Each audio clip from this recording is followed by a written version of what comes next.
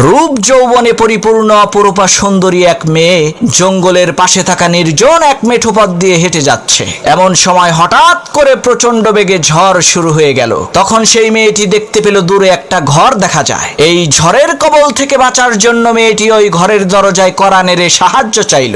একজন টকবগে যুবক ছেলে ঘরের ভেতর থেকে দরজা খুলে সেই সুন্দরী মেয়েটাকে আশ্রয় দিল। এদিকে দিন পেরিয়ে রাত হয়ে যাচ্ছে, কিন্তু ঝড় বৃষ্টি থামার কোনো নামগন্ধ নাই। এমন সময় মেয়েটি দেখতে পেল সেই যুবক ছেলেটি তার হাতের আঙ্গুল মোমবাতির আগুনে পোড়াচ্ছে। এই দৃশ্য দেখে মেয়েটি প্রচন্ড পরিমাণে আশ্চর্য হয়ে বলতে লাগলো, হায় হায় সর্বনাশ, এটা কি মানুষ নাকি অন্য কিছু?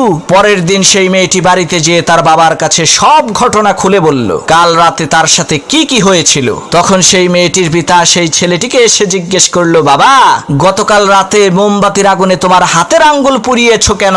তখন সেই ছেলেটি বলতে লাগলো, চাচা, প্রচন্ড ঝড়ের রাতে আমার এই নির্জন ঘরের মধ্যে আপনার সুন্দরী মেয়েটাকে দেখে আমার মনের মধ্যে কুপ্রবৃত্তি চলে আসলো। তখন আমি আমার হাতকে মোমবাতির আগুনে পুড়িয়ে মনকে বোঝালাম, ওরে মন, এই দুনিয়ার সাধারণ আগুনই তো তুমি সহ্য করতে পারো না, তাহলে জাহান্নামের ওই কঠিন আগুন তুমি কিভাবে সহ্য করবা? ছেলেটির এই সততা দেখে লোকটি বলল, বাবা, একটা রাত তুমি ধৈর্য ধারণ করেছো, তার বিনিময়ে আল্লাহ রাব্বুল আলামিন সারা জীবনের জন্য আমার এই সুন্দরী মেয়েটাকে তোমার করে দিল।